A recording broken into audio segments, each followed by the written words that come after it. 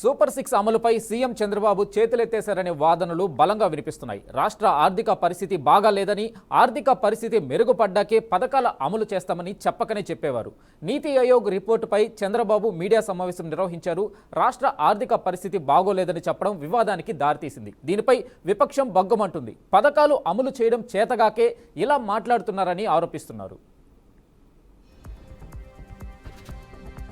Liquor తాకట్టు పెట్టడం, ఎక్కడ దొరికితే అక్కడ తాకట్లు పెట్టి ఇష్టానుసారంగా చేసేశారు. ఇది క్లియర్గా నేను చెప్పింది కాదు. ఇది నీతి ఆయోగ్ చేసిన ఎక్సర్సైజ్ ఒక రాష్ట్రాని కోసం చేసిన పని కాదు.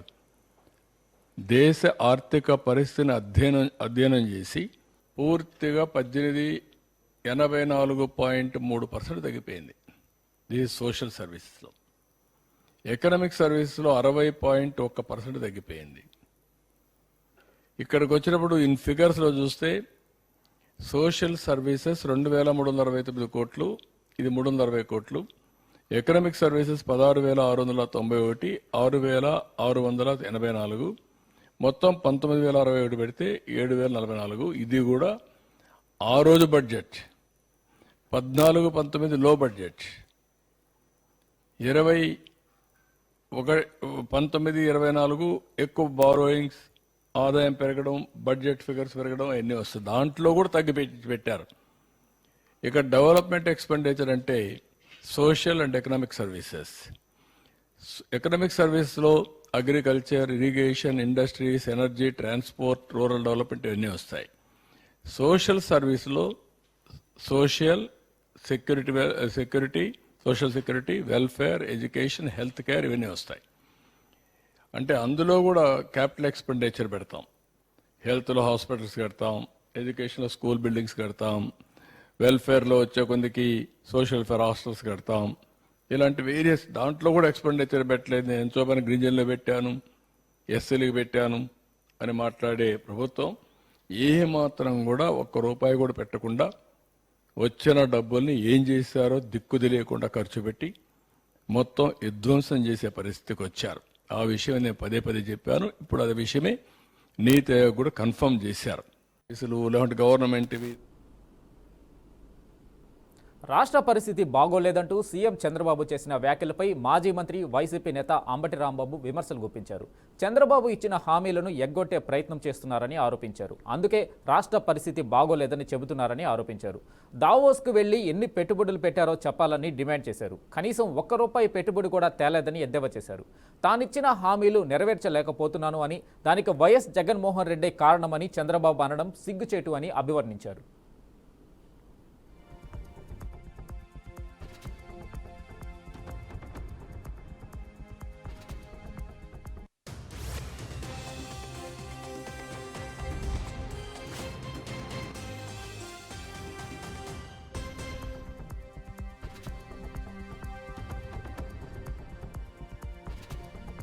వెళ్ళి ఉత్త చేతులతో తిరిగి వస్తేనేమో దావోస్ వెళ్తే పెట్టుబడులు వస్తాయా అని వాళ్ళు దబాయిస్తారు.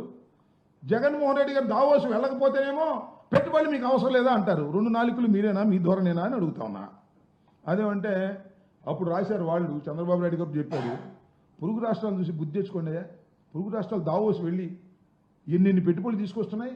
ఏమని జగన్మోహన్ రెడ్డి గారు, మీరు దావోస్ వెళ్ళలేదు, పొరుగు రాష్ట్రాన్ని చూసి బుద్ధి తెచ్చుకోండి అన్నారు. మరి ఇప్పుడు ఏం చెప్పాలి మేము? పక్కన మహారాష్ట్ర, పక్కన తెలంగాణ, వాళ్ళని చూసి మీరు బుద్ధి తెచ్చుకోవాలా? వాళ్ళు శుభ్రంగా వెళ్ళారు, కోట్లు వేసుకున్నారు, పెట్టుబడులు ఇచ్చారు, ఎంఓఎని తీసుకొచ్చారు. మరి చంద్రబాబు నాయుడు గారు కోట్లు వేసుకోలేదు, పెట్టుబడులు తీసుకురాలేదు. వాళ్ళ అబ్బాయి వెళ్ళాడు, ఇండస్ట్రీస్ మినిస్టర్ వెళ్ళాడు, రామ్మోహన్ నాయుడు వెళ్ళాడు, అందరూ ఊగించుకుంటా పెద్ద కోట్లు వేసుకొచ్చి ఊగించుకుంటా తిరిగి వచ్చారు.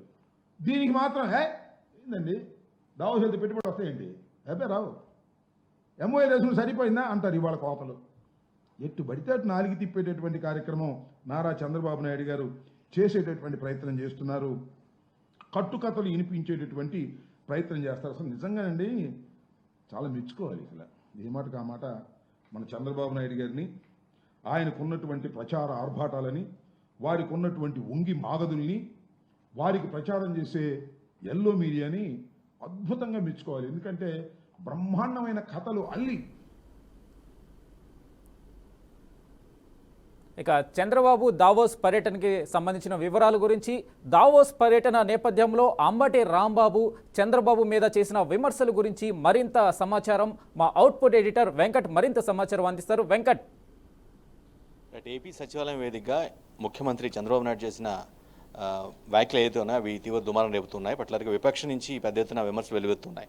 ఆయన నీతి ఆయోగ్ రిపోర్టుకు సంబంధించి కొంత వివరాలు మీడియాకి తెలియజేసే ప్రయత్నం చేశారు. ఆ క్రమంలో రాష్ట్ర ఆర్థిక పరిస్థితి బాగోలేదు కాబట్టి ప్రజలంతా అర్థం చేసుకోవాల్సిన అవసరం ఉంది అని చెప్తూనే హామీల అమలు కూడా రాష్ట్ర పరిస్థితి మెరుగుపడ్డాకే జరుగుతుందన్న ఒక ఇండైరెక్ట్ సెన్స్ వచ్చేలాగా ఆయన మాట్లాడడం అనేది ఇప్పుడు చర్చనీయాంశంగా మారింది. దీనిపైన విపక్షం చాలా తీవ్ర ఆగ్రహం వ్యక్తం చేస్తుంది. కేవలం హామీలు అమలు చేయలేకే రాష్ట్ర ఆర్థిక పరిస్థితి బాగోలేదంటూ అబద్ధాలు చెప్తున్నారు తప్పించి వాళ్ళు ఏం చేశారు వచ్చిన కాడ నుంచి, గతంలో 2014 నుంచి 19 మధ్య ముఖ్యమంత్రిగా ఉన్నారు, అప్పుడు ఏం చేశారు, ఇప్పుడు అధికారంలోకి వచ్చిన తర్వాత దాదాపు 7 నెలలు అవుతుంది, 7 నెలలుగా ఏం చేశారు, ఎన్ని పెట్టుబడులు తెచ్చారు, ఇవన్నీ వీటి గురించి ప్రస్తావిస్తూ అంబటి రాంబాబు మాజీ మంత్రి వైసీపీ కీలక నేత అంబటి రాంబాబు కౌంటర్ ఇవ్వడం జరిగింది.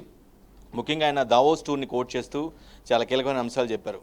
అసలు దావోస్ వెళ్ళారు, వాస్తవం పెట్టుబడుల కోసం వెళ్ళారు, ఎన్ని పెట్టుబడులు తీసుకొచ్చారు, ఎంత తీసుకొచ్చారు, వాటికి ఎంఓయూలకు సంబంధించి ఏమైనా డీటెయిల్స్ ఉన్నాయా, ఎందుకు చెప్పలేకపోతున్నారు, కనీసం ఒక ఫిగర్ కూడా చెప్పలేకపోతున్నారు, ఎందుకు చెప్పలేకపోతున్నారు అంశాన్ని ఆయన పదే పదే ప్రస్తావించారు. గతంలో జగన్ ముఖ్యమంత్రి హోదాలో దావోస్కి వెళ్ళినప్పుడు చాలా లక్షల కోట్ల పెట్టుబడులు తెచ్చినప్పుడు కూడా తప్పుడు ప్రచారం చేశారని, ఏం తీసుకురాలేదని రకరకాలుగా చెప్పారు. బట్ ఇప్పుడు మాత్రం వాళ్ళ సంబంధిత మీడియా, అనుకూల మీడియాని ఉపయోగించుకొని తామేదో చేసామని, వండర్స్ చేసామని చెప్పుకుంటూ ఒక అంటే కాలాన్ని వెల్లదీసే ప్రయత్నం చేస్తున్నారు తప్పించి యాక్చువల్గా రాష్ట్రానికి ఏం తీసుకొచ్చారనే అంశంపై స్పష్టత లేదు అంటూ అంబటి రాంబాబు చాలా కీ నోట్స్ మెన్షన్ చేయడం జరిగింది. అంతేకాదు సూపర్ 6 పథకాలు అన్నారు, దానికోసం ఇప్పటివరకు ఎన్ని అమలు చేశారు, వాటిలో ఎన్ని అమలు చేశారు, కేవలం 1-2 మినహాయించి పూర్తిగా ఏది అమలు కాలేదు.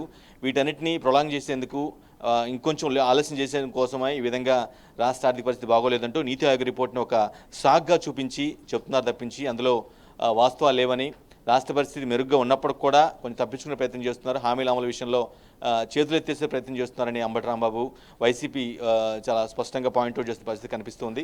బట్ దావోస్ విషయంలోనే అంటే ఆయన వెళ్ళిన తీరు కావచ్చు, మాట్లాడిన చర్చలు కావచ్చు, కొంతమంది కంపెనీ అధికారులను కలిసారు, ఎంఓఎలు కుదుర్చుకున్నారు. కానీ అవి యాక్చువల్గా ఎంత వచ్చింది, ఆ ఎంఓఎల ద్వారా ఎంత తీసుకొచ్చారు అనేది జస్ట్ ఏదో నేమ్ సేక్గా ఊరిక నెంబర్స్ చెప్తున్నారు తప్పించి వాస్తవ పరిస్థితులు చెప్పడానికి ప్రభుత్వం అంగీకరించట్లేదు, ముందుకు రావటం లేదనేది అంబటి రాంబాబు ప్రశ్నగా అనిపిస్తుంది. ఆయన చెప్పిన వర్షన్ చూస్తుంటే అలా అనిపిస్తుంది. బట్ చంద్రబాబు చేసిన వ్యాఖ్యలు మాత్రం ఖచ్చితంగా, ఎందుకంటే అది కూటమి రాకముందు సూపర్ 6 పేరుతో చాలా పెద్ద ఎత్తున హామీలు ఇచ్చారు కాబట్టి వాటన్నిటిని అమలు చేస్తారని అందరూ అనుకున్న పరిస్థితి ఉంది.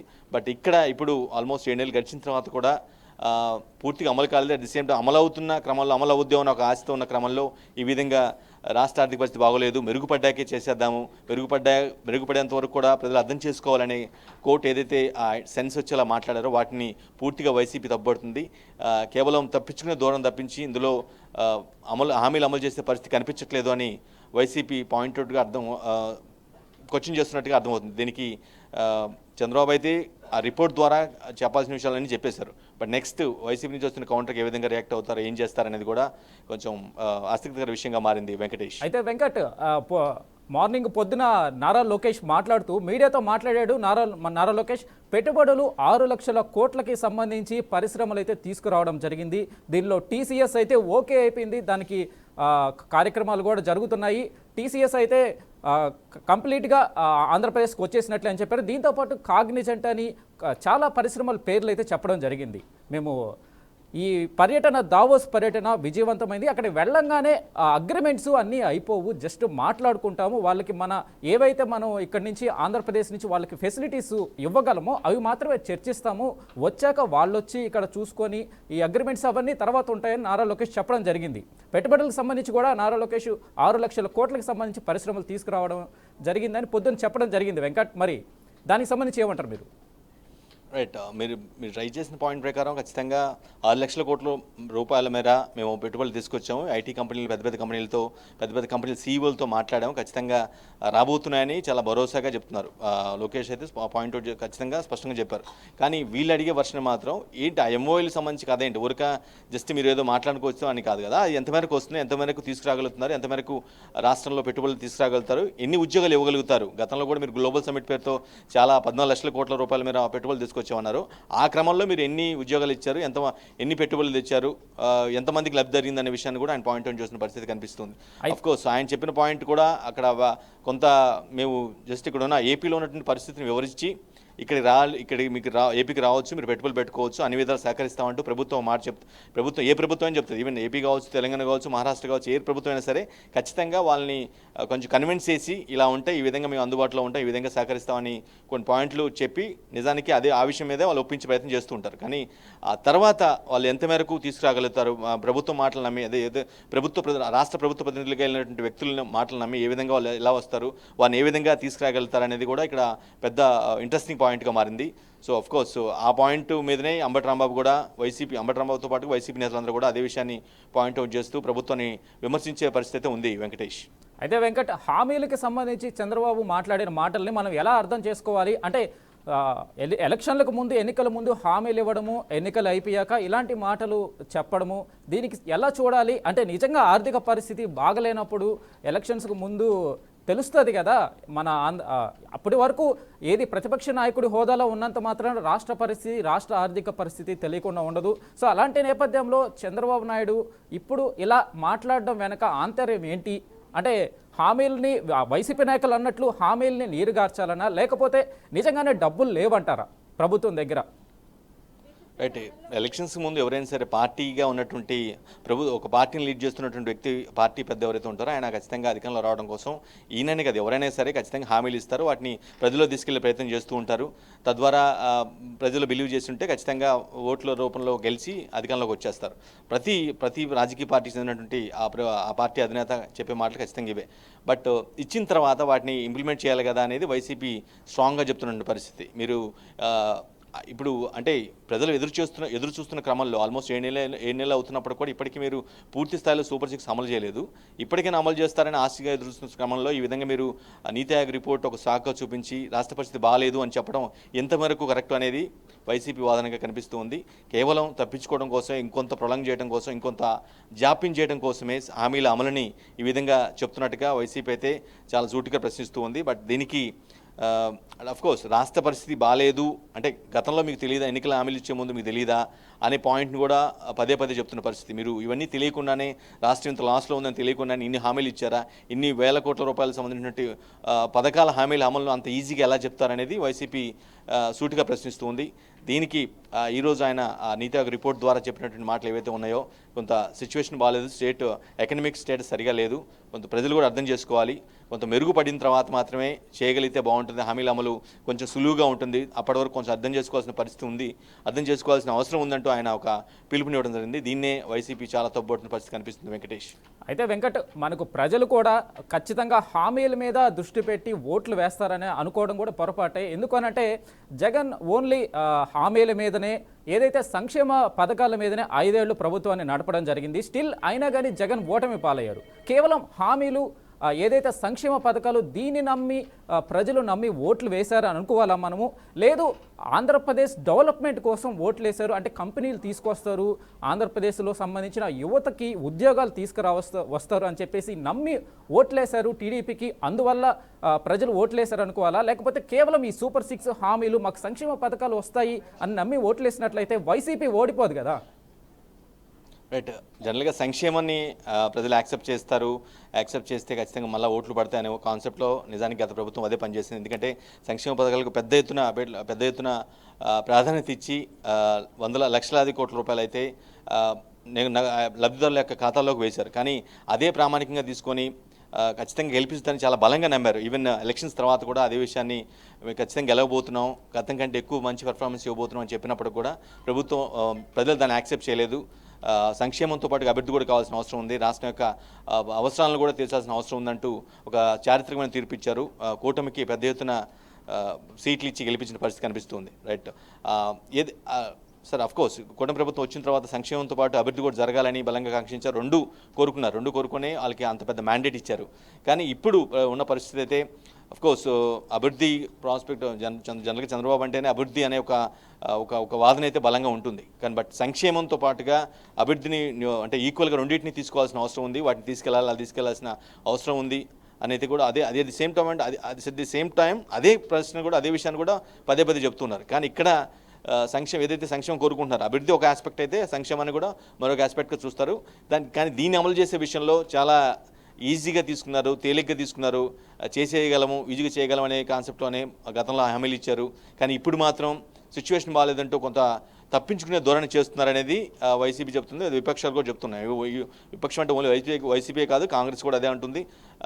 ఇవి రెండు ప్రధాన పార్టీలు ఏవైతే ఉన్నాయో వాటిని దాన్ని చంద్రబాబు నాయుడు చేసిన వ్యాఖ్యలు అయితే ఖండిస్తున్న పరిస్థితి కనిపిస్తుంది. మీరు ఇవన్నీ తెలుసుకోకుండానే హామీలు ఇచ్చారా, ఖచ్చితంగా చేస్తామని చాలా బలంగా చెప్పారు కదా, ఇప్పుడు ఎందుకు ఈ విధంగా సైడ్ ట్రాక్గా వాటిని పక్కన పెట్టే ప్రయత్నం చేస్తున్నారనేది విపక్షాలు చెప్తున్నటువంటి వాదన.